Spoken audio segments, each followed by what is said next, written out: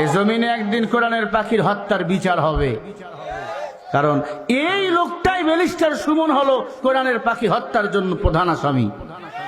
কারণ সে ট্রাইব্যুনাল গঠন করে বলেছিল আপনার জামাত ইসলামের যত লোক আছে, ইসলামী আন্দোলনের যত কর্মী আছে, আমরা তাকে বিচার চাই, তাদের ফাঁসি দিয়ে হত্যা করে চাই। যখন মুসলমানরা আওয়াজ দিয়েছিল তখন তারা ফাঁসি থেকে পিছনে সরে গিয়েছে, এরপরেও কত আলেমকে তারা হত্যা করেছিল। আজকে এই মামুনুল হক সহ কোরআনের পাখি আল্লামা দেলোয়ার হোসেন সঈদী রহিমাহুল্লাহ মৃত্যুবরণ করার প্রধান কারণ হলো এই নতুন এক আইনজীবী এমপি হয়েছেন। চেনেন আপনারা? চেনেন?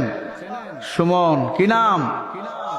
এই যে সুমন, এই নাস্তিকটা, এই কুলাঙ্গারটা এমপি হয়েছে। মানুষকে চাটকদার কিছু ফেসবুকে বিজ্ঞাপন দেখিয়ে ফুটবল খেলাইয়ে মানুষের মন জয় করে এই নাস্তিকটা, এই কুলাঙ্গারটা মুসলমানের বিরুদ্ধে, আলেম ওলামার বিরুদ্ধে ট্রাইব্যুনাল গঠন করে ফাঁসি রায় চেয়েছিল। কথা বলেন ঠিক না ঠিক? এই সুমনকে তোমরা ভালো মানুষ বলতে পারো, আমি বলতে পারি না। কারণ যারা আলেমের বিরুদ্ধে কথা বলে, উতুল্লিম বা'দা যালিকা জানিম, সূরা কালামের 13 নম্বর আয়াত, সে অবৈধ সন্তান ছাড়া বৈধ সন্তান হতে পারে না। শাপলা চত্বরে দাঁড়িয়ে আলেমদের ফাঁসি চেয়েছিল আর বলেছিল তুই রাজাকার, তুই রাজাকার। এখন আমি বলবো ব্যারিস্টার সুমনকে বলবো, আর কার ফাঁসি চাইবেন? আপনি যদি মানবতার ফেরিওয়ালা হয়েই থাকেন, দাবি করে থাকেন যে সে সমস্ত ওলামা একরাম জেলখানায় আছে, তাদের মুক্তির জন্য কাঠগড়ায় দাঁড় হন না কেন? ও পিঠির চামড়া থাকবে না, পিঠির চামড়া আমরাও ছিড়াইতে পারি, কিন্তু আমরা বেয়াদব না। আহলে হক ওলামা একরামের কমতি নাই। যদি বাঁশের লাঠি ওলামা একরাম যুব সমাজ হাতে নেয়, এই জমিন থেকে 2-4টা কুলাঙ্গাররা, ভারতের দালালেরা পালাবার জন্য রাস্তা খুঁজে পাবে না। ঠিক না ঠিক? এই জমিনে একদিন কোরআনের পাখির হত্যার বিচার হবে, কারণ এই লোকটাই ব্যারিস্টার সুমন হলো কোরআনের পাখি হত্যার জন্য প্রধান আসামি। কারণ সে ট্রাইব্যুনাল গঠন করে বলেছিল আপনার জামাত ইসলামের যত লোক আছে, ইসলামী আন্দোলনের যত কর্মী আছে, আমরা তাকে বিচার চাই, তাদের ফাঁসি দিয়ে হত্যা করে চাই। যখন মুসলমানরা আওয়াজ দিয়েছিল তখন তারা ফাঁসি থেকে পিছনে সরে গিয়েছে, এরপরেও কত আলেমকে তারা হত্যা করেছিল। সে রক্তের রিং আমরা বন্ধু ভুলে যাই নাই। ওই রক্তের নেশা এখনো আছে মুসলমানের দেশে। মুসলমানরা সেই জাতি যারা মাস আর মুআজ 2 ভাই আবু জেহেলকে হত্যা করেছিল, সে মুসলমানরা এখনো বেঁচে আছে, ঘুমায় নাই, জাগনা আছে। আওয়াজ যেদিন দেবে কয়টা ধুতি রেখে পালাতে বাধ্য হবে তারা। ঠিক না ঠিক? প্রিয় ভাইয়েরা, এই ব্যারিস্টার সুমনই হলো আলেম বিদ্বেষী আল্লামা মৃত্যুর কারণে এই হলো প্রধান দায়ী। কথা বলেন ঠিক না ঠিক? এবং ডিসি হারুন হলো প্রধান আসামি। মামুনুল হক জেলে থাকার কারণ হলো উনি তার সাথে ঘুরেছে, তার সাথে একই পার্টিতে বসে নাস্তা খেয়েছে, চা খেয়েছে, তাকে তার স্ত্রী দিয়ে ধর্ষণ মামলা দিছে। নারীদের কেমন চিকন বুদ্ধি! এই নারীর পেছে বইরা বর্তমান কুত্তা মরে বিচার হয়, মুসলমান মরে বিচার হয় না। এক মহিলা কবিরাজের কাছে গেছে জিন হাজির করা শিখতে। শুনতেছেন? বুড়ারা কি রাগ করতেছে? এটা হক কথা বেটা, এইটা সত্য কথা। ওই তসবিহ নিয়ে আল্লাহ আল্লাহ জিকির লাভ নাই। যদি আল্লাহর কোরআন নর্দমাতে পড়ে থাকে, এই তসবিহ টিপার কোনো দাম নাই। ঠিক কিনা? বলছিলাম মহিলা গেছে কবিরাজের কাছে, কি শিখবে? জিন কেমনে হাজির করা যায়, আল্লাহর কি খেলা। কবিরাজ সব শিখাইয়া দিছে।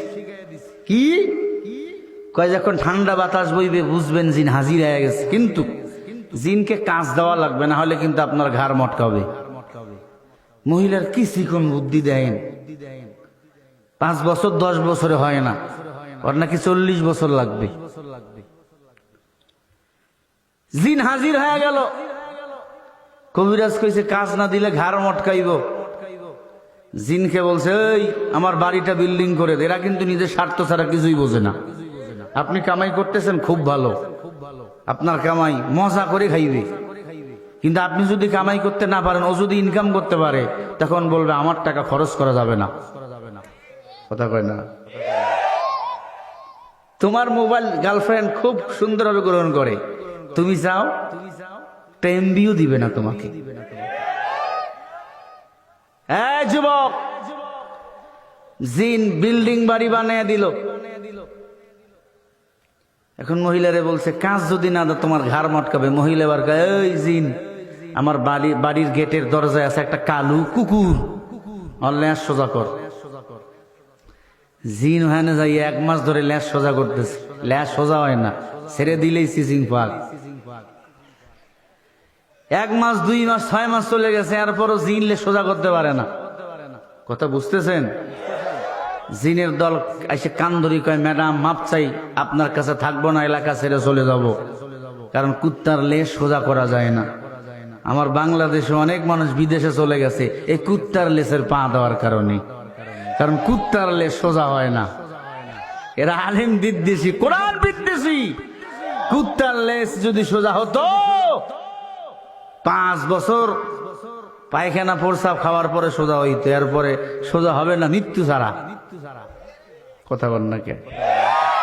আল্লাহ রাব্বুল আলামিন বলেন, ومن أحسن قولا ممن دعا إلى الله وعمل صالحا وقال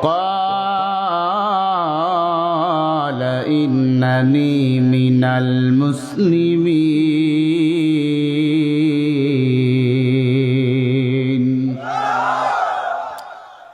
সূরা হামিম সাজদা 33 নম্বর আয়াত আল্লাহ পাক বলেন, তার চেয়ে ভালো কথা, উত্তম কথা কার হতে পারে? যে নিজে ভালো কাজ করে, মানুষকে ভালো কাজের দিকে আহ্বান করে। ওয়াকালা ইন্নানি মিনাল মুসলিমিন, আর নিজেকে পরিচয় দেয় আমি একজন মুসলমান। মুসলমান ভালো কাজ করবে, বেঈমান ভালো কাজের বিরোধিতা করবে। এই যে আমার কলিজার টুকরা যুবকেরা কোরআনের মাহফিল সাজাইছে, বলেন কাজটা ভালো না খারাপ? মিম্মাং দাআ ইলাল্লাহ, আল্লাহ বলে তারাই তো দিনের দায়ী, যে নিজে ভালো কাজ করে, মানুষকে ভালো কাজের দিকে আহ্বান করে। ওয়াকালা ইন্নানি মিনাল মুসলিমিন, আল্লাহ বলে সে হলো